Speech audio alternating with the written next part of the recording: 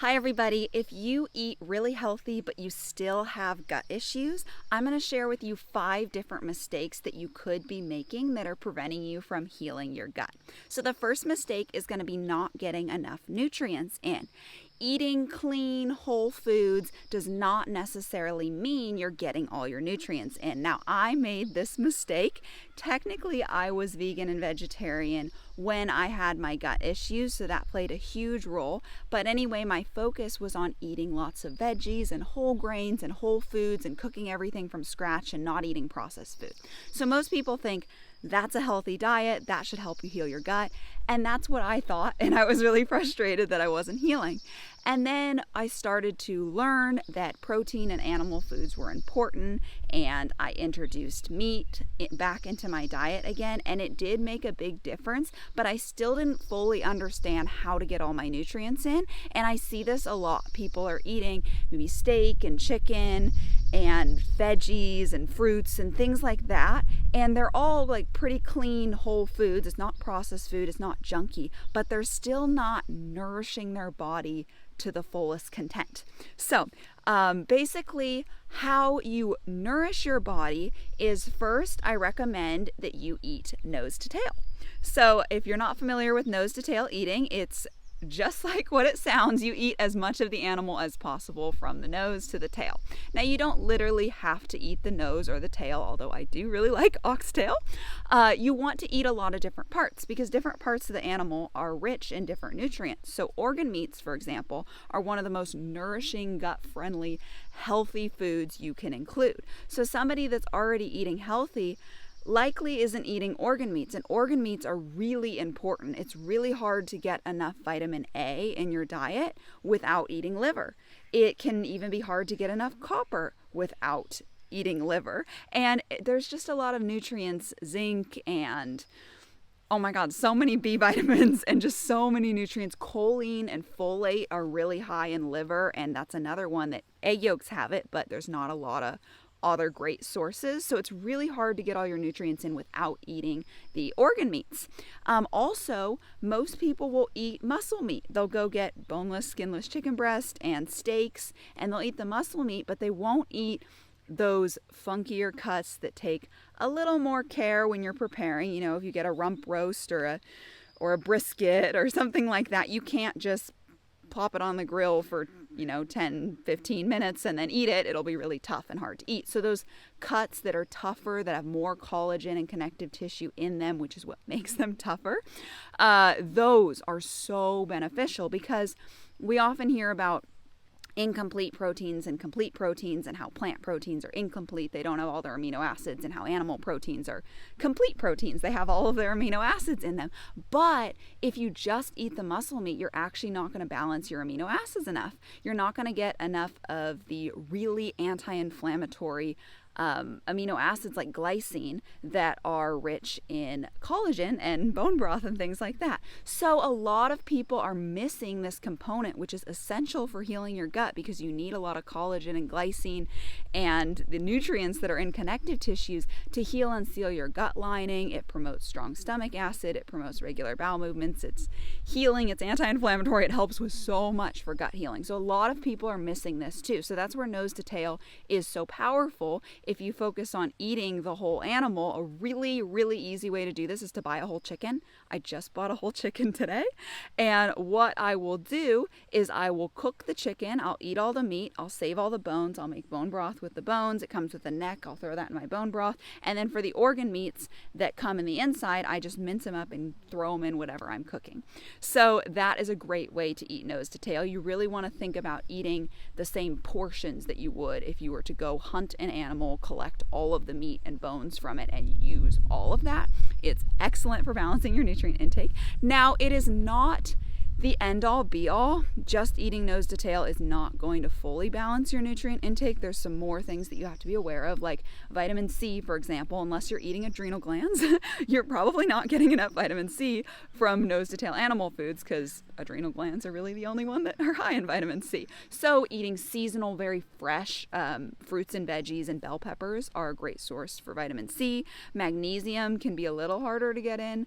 It is in meat and it is in milk, so that can be helpful, but things like orange juice and coconut water and chocolate and berries are really good for magnesium. So those are just a few examples. If you want to see how I get all of my nutrients in without taking any supplements, unless you count cod liver oil as a supplement, I think it's a whole real food, so I don't really count it, but I do take cod liver oil.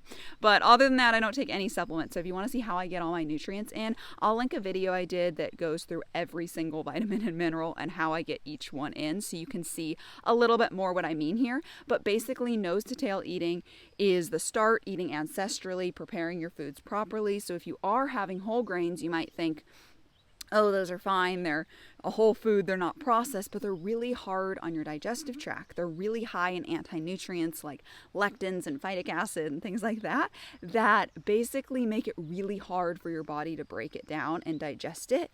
Things like phytic acid bind to nutrients and prevent you from being able to use them. They make them too bulky to be absorbed into your bloodstream through your gut lining. So it's really important that you prepare those foods properly. So if you're going to be eating things like grains or legumes, you want to soak them or sprout them or ferment them. Like I make sourdough bread. I don't recommend gluten while you're healing your gut, but once you're healed, you can have it again. So I have a sourdough starter going on the counter, and that is a proper preparation of wheat that makes it a lot easier to digest. So for myself, I included these ancestral foods. I included more organ meats. I included bone broth regularly, really focused on preparing my foods properly, and it just made a world of difference. I was able to overcome my constipation, bloating, gas, abdominal pain. Basically, I went from food never sitting right, always feeling like I was all backed up and there was a rock in my stomach and I was bloated and uncomfortable, and it felt like no matter what I ate, it just wasn't going to sit well and I wasn't going to be able to eliminate it. To eating and feeling really confident in my food choices and feeling very light after, yet feeling really satisfied. So I felt like satisfied. I got everything I needed, yet I felt light, like I could move around after meals, and just no more bloating, no more gas, daily bowel movements. So this made a massive impact for me. I know it's frustrating when you think of yourself as, I am a healthy person, yet you have these symptoms that don't match that image of yourself.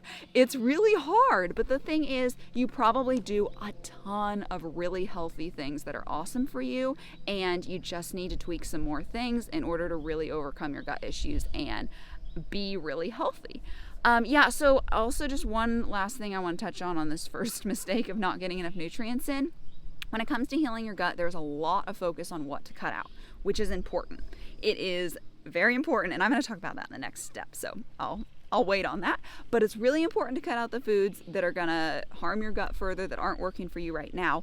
But it's equally as important to include foods that'll help you to heal, to include bone broth and collagen-rich foods that'll help heal your gut lining, to include organ meats and other really nutrient-rich foods like salmon roe or cod liver oil or butter or yogurt or things like that that are really nutrient-rich, because nutrients are what heal you. You need nutrients.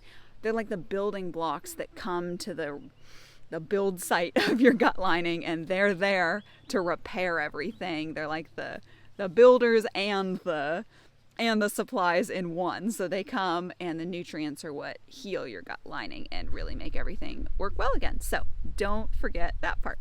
Now, mistake number 2 is eating foods that your gut just can't handle right now. So like I said, you might be eating really healthy, and you might be eating how somebody with a healed gut could eat and be completely fine, but you're just eating things that are a little too hard on your gut right now that you need to cut out for a while to feel better. So the way I eat now is not the same as how I ate when I was healing my gut. There are foods that I can tolerate now that I've healed my gut that I couldn't quite tolerate back then. So when I really understood what I needed to do to heal and what I needed to do to be healthy, I went the route of, I'm fine cutting things out because I want to be the healthiest that I can. I don't care if there's some restriction. I want to feel my best. That's where I was at. I know people are at different places. So I cut out gluten. I cut out all grains, nuts, seeds, and legumes except peanut butter. occasional corn. That was very occasional. Corn is technically a grain. And then I would have some like toasted nuts on a salad every once in a while, but it really wasn't a regular thing. Pretty much the only one was like peanut butter every day. But other than that, I cut those all out. I didn't have any alcohol. I've never been someone that really likes alcohol anyway. I cut out all seed oils, all processed foods, all sugar, all that kind of stuff. And I ate tons of animal foods, liver pate, bone broth, muscle meats, cheese, milk, yogurt, veggies, and fruit, things like that is what I ate. And that is such an amazing gut healing diet. But once you've healed, it's kind of fun to add some more things in. So like this week, I'm making a chicken Alfredo pasta for dinner. And I wouldn't eat pasta while I was healing my gut, but now that I'm healed, I can enjoy it, and I know that there's lots of really nutrient-rich things in that meal. There's going to be heavy cream and cheese and chicken. Like, that's really, really good for you. Anyway, so just realize there are foods that might not necessarily be unhealthy, but they can be too hard on your gut right now. So the main category is grains, nuts, seeds, and legumes. I recommend people either cut them out or prepare them properly and have them in moderation. So you can full on cut them out. I recommend full on cutting them out for people with an autoimmune disease, people with Crohn's, people with ulcerative colitis, and people with just very, very severe symptoms. If not, I recommend you prepare them properly. So soak, sprout, ferment, or like toast for the nuts, but that's not quite as good. So like for rice, you can soak it in filtered water with a dash of apple cider vinegar overnight, and then strain it and rinse it, and when you're ready to cook it, and then cook it. For nuts, you can soak them overnight as well. Soaking is one of the best, but fermenting or sprouting can be really good too. But basically, it's going to break down the anti-nutrients and make it easier to digest for you. So those are the main ones. How much you cut out depends.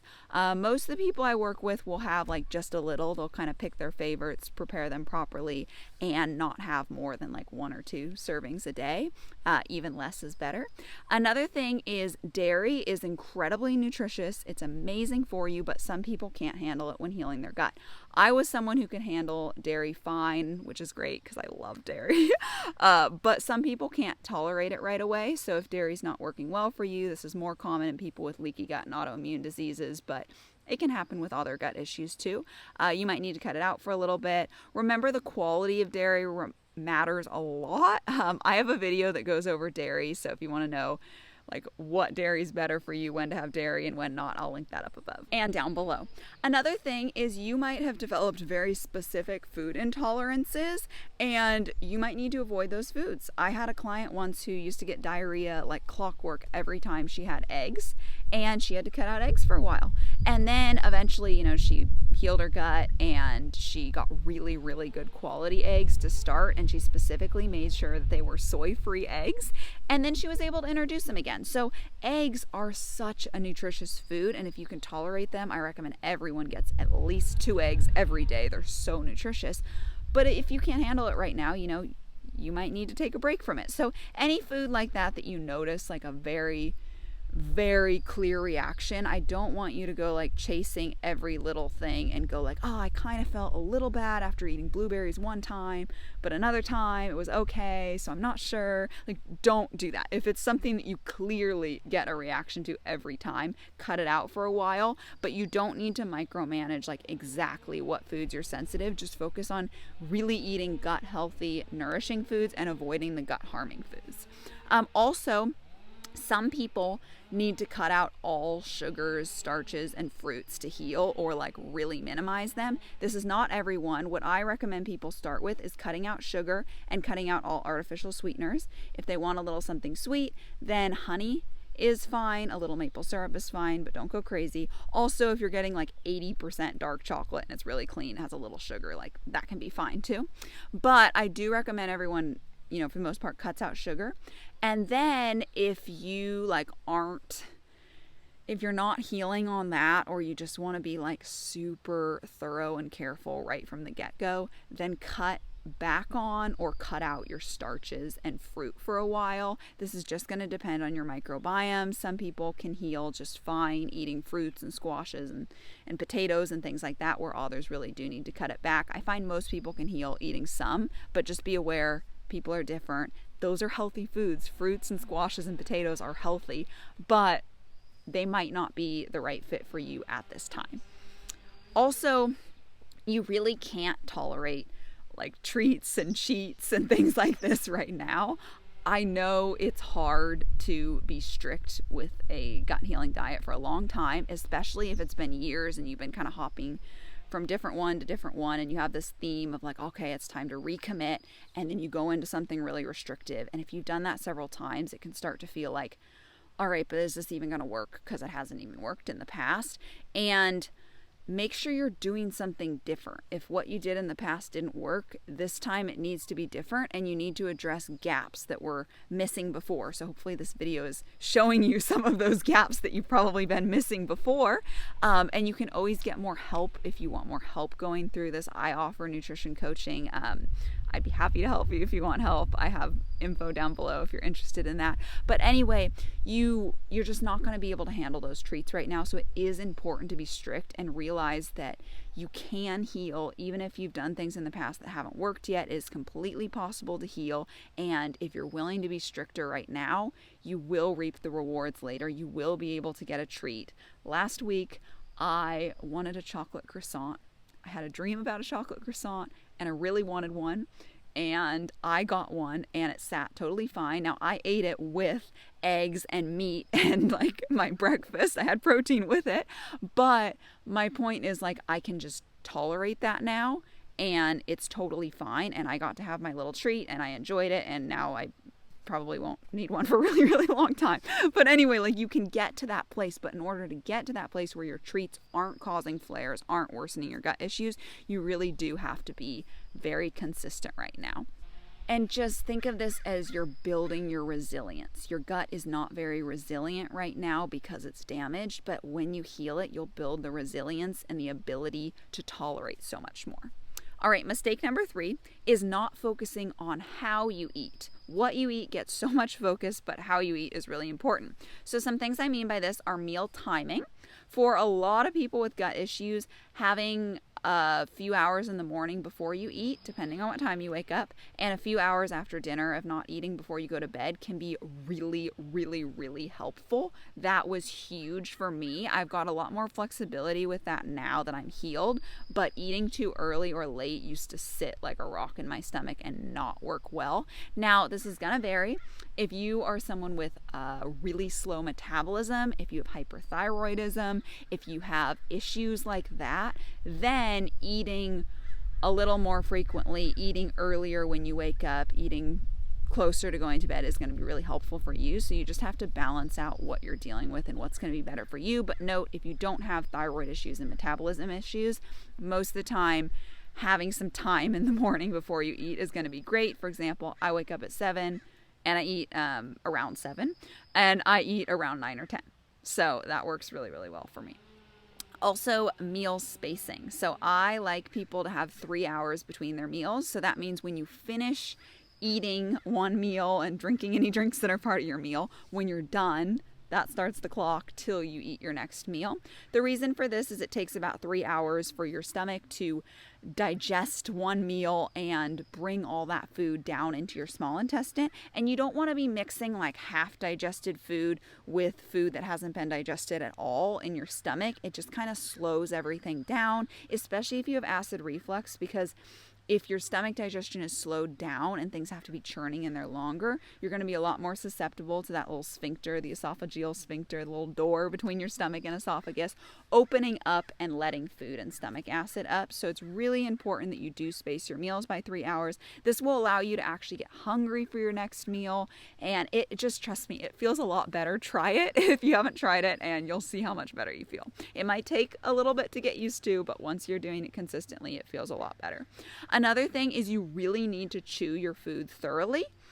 I know this sounds like the simplest thing that couldn't possibly make that big of a difference, but I have had so many people tell me, I started chewing my food more thoroughly because you told me to, and I'm not as bloated anymore, and it's making a massive difference. And this has like changed my life. So I know it sounds too simple and like too simple to be a thing that would make that much of a difference, but it makes a massive difference because your mouth is pretty much where digestion starts. Technically, when you're smelling food and thinking about food, that makes you start to salivate and prepare you for digestion. But then in your mouth, when you're chewing, you're physically breaking the food down smaller. And the better you do that, the less work your stomach has to do. And then the more digested things are when they move into your small intestine, you can get more nutrients out of them. It makes a massive difference. And you also really want to eat slow and when you're relaxed. If you're not relaxed, your body's not going to be in that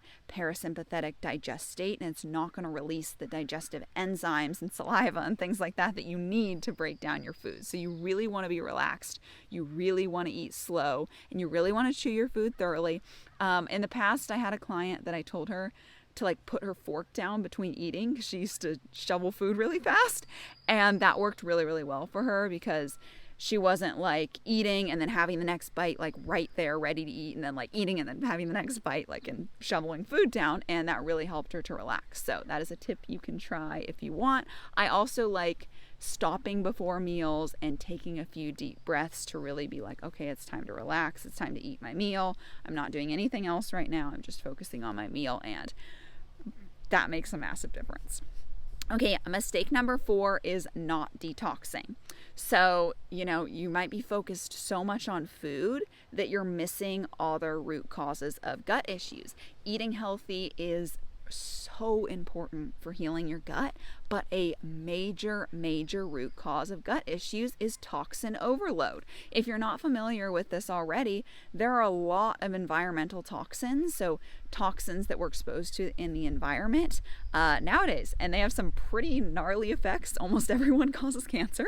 It can be a little depressing to look into, but hopefully I'll give you a more happy outlook on this. So for example, like plastic is so hard to get away from, especially in food packaging, and that is an endocrine disruptor. It is bad for your hormones. It has phytoestrogens in it, and it can throw your hormones off.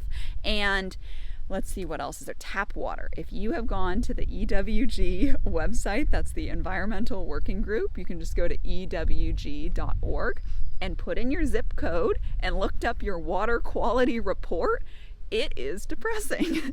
It's pretty gnarly. There is like arsenic in water. There'll just be really, really gnarly heavy metals and just really gnarly stuff in your water. And fluoride gets put in a lot of people's water, so a quality water filter is really, really important. But so that's a huge source of toxins. Pesticides, so if they're spraying near you or if you're getting inorganic foods, that's really bad for you. Cookware, people will use aluminum or Teflon. Those are really bad for you. A lot of cleaning products and personal care products will have things like fragrance. That's another endocrine disruptor. And they just have like phthalates and things like that that are also endocrine disruptors. And oh my God, there's heavy metals you can get exposed to. There's a lot. There's flame retardants in furniture and clothes. Sometimes it's sprayed. There's the material of your clothes. You don't want polyester. That's plastic, and that's not good for you, especially if you have underwear that's polyester. That's going to be really bad for you. So you want to get things like organic cotton and wool and just natural materials like that, and linen and things like that. So that is a huge topic, but hopefully that gets the ball rolling a little bit. So there's a lot of toxins that we're exposed to. The more you learn about it, you'll start to get aware. You can swap things out. A huge thing I recommend is starting with the things that will make the biggest impact. So like getting a good water filter. And shower filter is awesome too. I have a Berkey water filter with the fluoride filters, and I really like that. Looking into water filters is a little hard. Everyone has pretty strong opinions. I felt pretty confident with the Berkey one. I like that a lot, but I know reverse osmosis filters can be really good too. You just want to add minerals in afterwards because they are so good that they get the minerals out too. Spring water is another good option. So get good water. You drink a lot of water. Your body's like 70% water. A shower filter is amazing as well. I have the Live Pristine one, and I swap the filters every year, and that one's really good too. You're bathing in water. That touches you a lot. Your clothes, especially your undergarments and your clothes you wear the most often, should be a natural material. Your sheets, the things that are actually touching you, ideally your whole bed, but I know that can get expensive and it's a longer term process, but make sure your sheets that are touching you for 8 hours a day, like every single day, are a good material. So start with things like that, shampoos, cleaning products, stuff like that. Deodorant, a lot of them have aluminum in them. Aluminum is linked with Alzheimer's and a lot of other gnarly things. So just try not to get too overwhelmed and just start with the things that will make the biggest impact, getting organic food, and slowly make more and more changes with time. I started learning about this years ago, like 6 years ago. Well, my family was pretty conscious about it growing up, but I really started learning about it like 6 years ago, and I'm still making swaps. So I'm getting really close to getting a non-toxic mattress, so I'm very excited about that. That's kind of a big purchase, so been putting it off for a bit. But anyway, it's a process that happens over time. So it's so key for healing. Toxins mess with your gut microbiome. So your microbes certain ones will start to overgrow to deal with toxins. So like if you're exposed to a lot of heavy metals, candida and parasites and other microbes will start to overgrow because they can contain the metals and protect your body from them. But then you can end up with yeast infections and candida overgrowth and things like that. So you really need to flush out these toxins in order to get your microbiome back in balance. And these toxins can be damaging to your gut lining.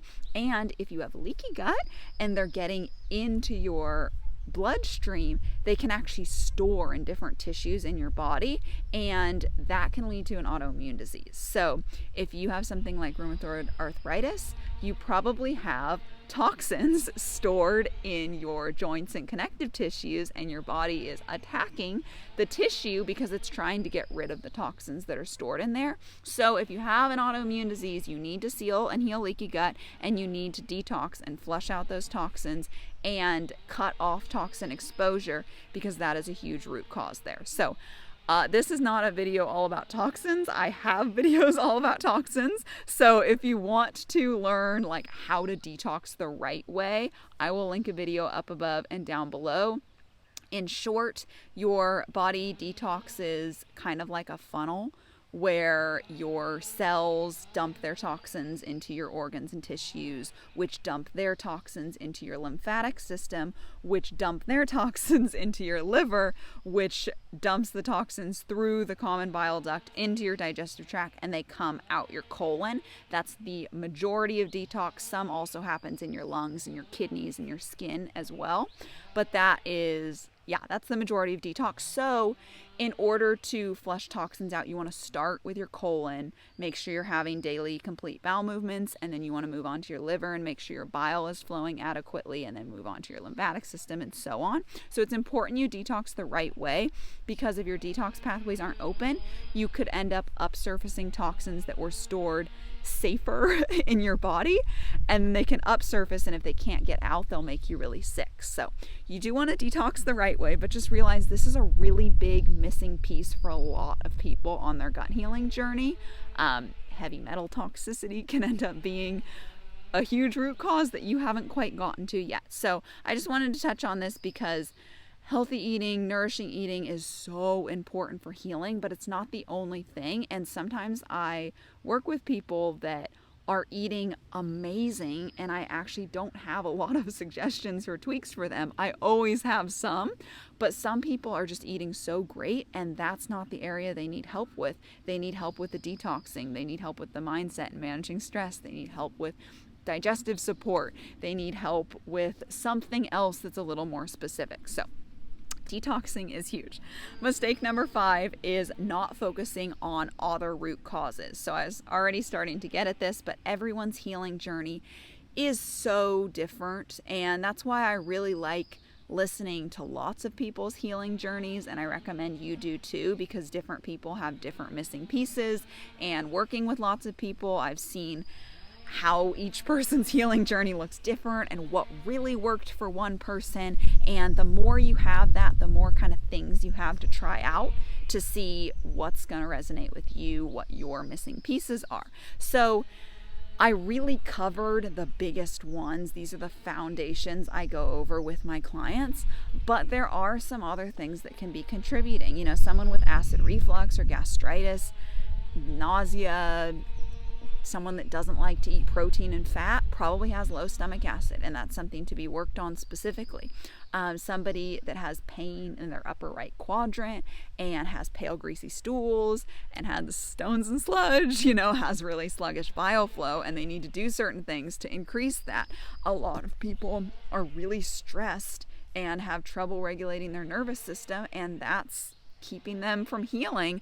A lot of people have gut dysbiosis, so microbiome imbalance that absolutely has to be addressed to heal. A lot of people have leaky gut and that needs to be addressed. Some people aren't exercising enough, and so on. So you do need to find what are the missing pieces for you and work on those specifically.